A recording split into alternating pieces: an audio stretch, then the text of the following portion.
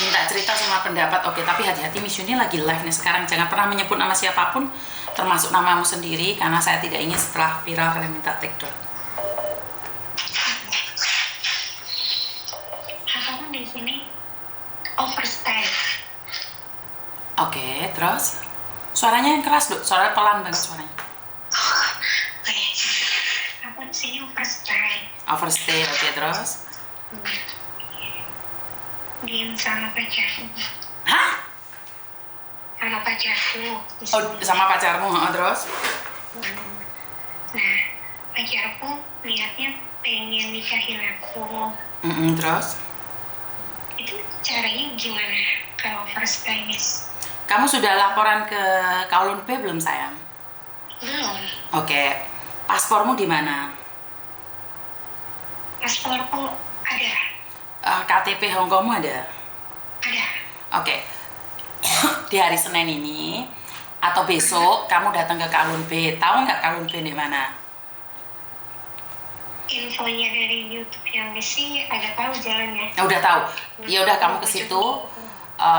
Di situ akan bawa uang 500 atau 1000 ya.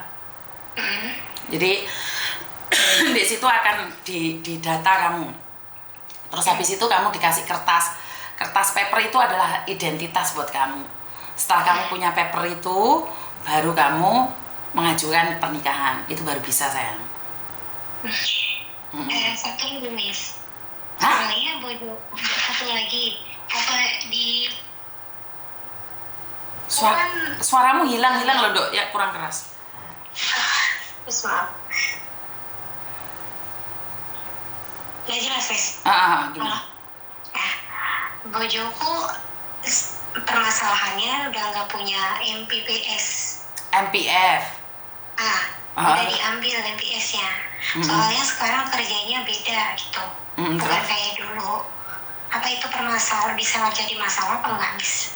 Apakah dia terdaftar sama pajak atau enggak? Nggak punya MPF, tapi dia punya pajak nggak apa-apa? Dia punya pajak, cuma nggak punya MPPS. MPF berarti dia pernah ambil MPF-nya? Udah, pas waktu keluar kerja. Oke, alasannya dia ambil MPF mau ke luar negeri atau karena dia bangkrut atau apa? Buat modal yang baru buka usaha. Iya, buka usaha. MPF nggak ada masalah sih. Yang penting dia punya pemasukan, ada income-nya. Yang penting dia punya rumah, walaupun bukan rumah sendiri, walaupun nyewa, nggak masalah. Yang penting dia tidak punya utang bank dan dia tidak punya kasus kriminal. Enggak kok. Kamu overstay berapa lama di Hong Kong, Dok? Dari Agustus tahun kemarin, 1 tahun lebih lah. Kiranya 1 tahun, mau 2 tahun lah ya. Ini bulan 6 ya ini. Bulan 6. Belum pernah ketangkap polisi tapi? Belum. Oke. Soalnya kemana-mana, di dalam terus. Nggak kerja. Oke. Di Hong Kong posisi berapa lama nih kalau boleh tahu? Dari tahun 2017. 2017 terus kabur tahun 2023. Aku nggak kabur. Gimana? Kabur, Nis. Lah gimana? Ngebreak. Lah berarti kan kabur, Dok. Ngebreak itu pulang Indonesia, itu kabur namanya. Ngebreak terus ada masalah ya sama orang Indo, jadi mutusin nggak pulang. Ngilang dari keluarga di Indonesia? Nggak ngilang sih, masih kontak, cuman ngilangin amarah aja, soalnya uang bertahun-tahun habis sama orang. Oke. Jadi takutnya amarah itu akunya. Oke. Dari 2023 sampai sekarang berarti 1 tahun ya? Iya. Oke. 1 tahun MPF. Oke. Dan kamu kabur langsung ikut dia atau kabur seperti apa? Waktu pertama kali kabur itu kamu langsung sama pacarmu ini atau tidak? Enggak, awalnya ikut agensi. Terus? Ikut agensi pengen cari majikan. Terus? Nah, di situ bilang agensinya harus pulang Indo dulu katanya kan. Nah, aku bilang kalau aku ke Cina gimana? Nggak bisa, Mbak, katanya harus pulang ke Indonesia. Lah, bukannya di sini di status apa namanya Hong Kong peraturannya kalau belum pernah pulang sama sekali bisa ke Macau atau bisa ke Cina kan ya Miss, tapi ini agensinya menyarankan harus pulang ke Indonesia. Jadinya aku nggak bisa pulang, aku bilang nggak deh, aku gituin kan. Nah terus pindah ke agensi lain, bisa cari majikan kan, sampai nunggu sampai habis visanya. Terus kabur? Habis masa itu, iya, yang nggak bisa cari majikan lagi. Terus kabur, terus ketemu sama cowok ini? Iya. Dia bilang, ya udahlah kalau emang nggak bisa cari majikan lagi, ya udah kamu sini aja, nanti aku yang ngurus, kata cowokku. Yang itu. Oke, terus sekarang sudah yakin pengen menikah sama kamu gitu? Dia emang dia dari awal juga pengen nikah. Tapi akunya yang nggak mau, akunya yang masih pikir-pikir Miss. Lah kenapa pikir-pikir untuk menikah? Padahal kan perempuan kalau diajak menikah harusnya lebih cepat ngomong iya daripada mikir-mikir. Masa iya mikir-mikir tapi sudah kumpul satu rumah, kan lucu kamu itu. Iya, tapi apa namanya masih mikir, takut kayak yang ceritanya mbak-mbak di YouTube Miss itu loh. Apalagi apa nggak lebih ngeri kamu nggak dinikahin tapi satu rumah? Kamu lebih ngeri kamu, itu dinikahin aja bisa cerai, apalagi yang nggak nikah. Iya sih. Lah. Nah terus kemarin dia bilang gini, gimana, udah siap belum, katanya. Kalau udah siap kamu cari caranya gimana, aku cari info sama temennya dia kan.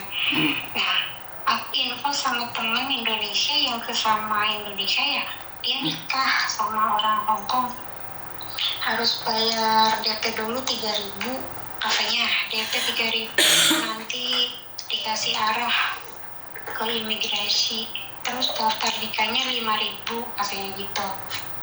Terus? Nah bosku belum yakin, soalnya kok bayar nikahnya 5.000. Nah nikah cuman nggak sampai 1.000 nikah kok, kamu ngurusin sendiri loh.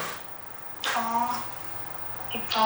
Nah terus aku pas itu tanya sama temenku, permasalahannya bojoku udah gak punya MPPS, aku gituin. Apa MPF bukan MPPS mbak, MPF. MPF.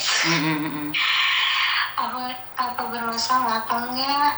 Nah temenku yang nikah sama orang sini bilangnya nggak tahu, katanya itu soalnya di imigrasi nggak ditanya masalah itu, yang penting cowok kamu bener orang sini gitu.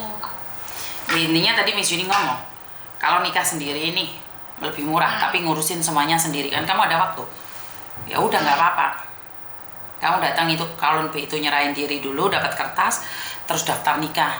Setelah daftar nikah, kapan nikahnya, terus setelah nikah baru nih kamu ke imigrasi untuk apply visa. Dari situ baru ditanyain tentang surat-surat dan syarat-syaratnya. Kenapa kamu harus mikir, yang penting kan nikah dulu, bener nggak? Iya bener. Terus kamu di Indonesia punya suami nggak? Enggak. Soalnya kenapa? Kan kamu nggak tahu nih, waktu kamu pertama kali masuk ke Hong Kong, ditulis di kau papa E, kau papa B kamu itu menikah atau tidak, itu yang jadi masalah. Jadi udah janda. Ditulis janda? Udah janda. Bukan ditulis janda apa memang janda? Soalnya dua yang berbeda mbak. Ini yang sering kali membuat kalian gagal menikah dan tidak disadari oleh kalian, karena mungkin kalian tidak tahu. Jadi disitulah yang sering kali terjadi, anak-anak Indonesia menikah dengan orang Hong Kong, dia tidak tahu kapapa E, kapapa B-nya itu apa. Kemarin pas daftar ke Hong Kong aku janda, nggak ada surat izin suami. Bukan masalah, bukan di Indonesia sayang. Agenmu yang ada di sini itu loh, nulisinnya adalah apa? Nulisinnya itu apa gitu loh. Ngerti nggak sih? Ikut PT janda, iya. Ngerti. Jadi bukan dek kamunya janda atau enggak, bukan. Yang ada di imigrasinya itu apa gitu loh. Ini yang sering kali kalian tidak sadari, yang kalian mungkin tidak tahu. Ya, jadi ada yang namanya kau papa E, kau papa B. Itu yang sering kali terjadi dan membuat kalian tidak tahu apa. Jadi yang ngisi formulirnya itu loh, Dok. Jadi kamu cek situ, pastinya imigrasi kamu yang tahu. Jadi di sini tuh akan ditulis apa yang mana satu. Ya. Untuk lebih jelasnya mungkin kamu bisa lihat YouTube-nya Miss Yuni. Sekarang di formulir YouTube-nya Miss Yuni itu. Coba cek-cekin. Banyak sekali yang gagal nikah gara-gara ini. Ini. Jadi di formulir ini dituliskan siapa? Yuni. Kayak gini. Andarwati. Oke, terus ini nggak ada, alias nggak ada, pasti perempuan, tanggal lahir 10 Agustus 1990. Tidak kasih contoh, lihat nggak kamu? Iya, lihat. Oke, 10 plus 1, 10. Oh, itu tulisan janda kok, Miss. Janda ya, di sini janda ya. Aku tulisnya janda di situ pas pertama masuk ini izin ngomong. Nah, di sini inilah yang bahaya, Dok.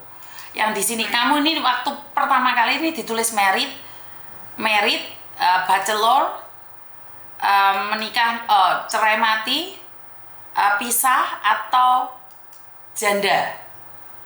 Janda, Miss. Oke, janda meninggal atau janda hidup? Janda hidup, janda hidup. Janda hidup lah. Di sini ini yang paling penting. Karena banyak sekali orang-orang yang gagal menikah dengan pacarnya di Hong Kong waktu pertama kali kalian daftar di sini ini. Jadi ini yang membedakan ini. Kalau kalian pertama kali dari Indonesia ini, yang di fill yang ini, yang atas ini. Lah, kalau kalian itu dapat majikan baru, tapi apa itu tunggu visanya di Indonesia, di kliknya ini. Makanya macam-macam klik-klik yang ada di sini nih. Ngerti nggak? Jadi ini pengisian visanya ini macam-macam di sini. Nah, untuk pernikahan itu beda lagi lah. Formulir pernikahan itu beda lagi. Ngerti nggak? Paham ya? Tapi itu masalah cowokku udah nggak permasalahan masalah PPS kan? Menurut pendapatku nggak perlu sih. Karena kan yang penting dia punya gaji dan dia punya pendapatan saat ini. Oke. Soalnya bojoku masih takutnya pas ke immigration terus ditanya sama pihak imigrasi. Enggak, di imigrasi nggak nanya ini tuh, Dok. Imigrasi itu cuma surat aja. Nggak ada apa-apa. Nggak ada pertanyaan-pertanyaan dari imigrasi seperti apa dan bagaimana. Kesana harus bawa semua komplit dokumen aku ya, Miss ya? Betul. Paham ya? Iya, Miss. Ada yang lain lagi? Makasih ya, Miss. Sama-sama. Oke, bye-bye. Makasih, Miss. Ya, bye-bye. Oke, teman-teman, itulah yang ingin saya jelaskan bahwa banyak sekali teman-teman kita yang tidak paham bahwa menikah dengan orang Indonesia itu memang sangat mudah sekali. Sebentar ya, adik di Pondok Gontor. Adik Pondok Gontor. Jadi kalau kalian tidak paham menikah dengan orang Hong Kong itu sangat mudah sekali. Tapi jika kalian baik-baik saja, tapi kalau nggak baik-baik saja ya nggak baik-baik saja. Soalnya kemarin ini ada yang nanya sama saya, Miss Yuni, ini saya menikah sama orang Cina, ternyata suami saya tuh punya utang dan visanya nggak bisa turun. Masa iya sih, Miss Yuni? Kenapa saya nggak kenal Miss Yuni sejak awal? Ternyata apa yang terjadi itu benar, Miss, apa yang saya sampaikan. Ya, itulah yang membuat kalian sekarang ini kebingungan ya. Karena menikah dengan orang Hong Kong juga tidak mudah untuk mengeluarkan visanya. Halo, Assalamualaikum. Halo, Assalamualaikum. Assalamualaikum. Miss Yuni, aku tanya.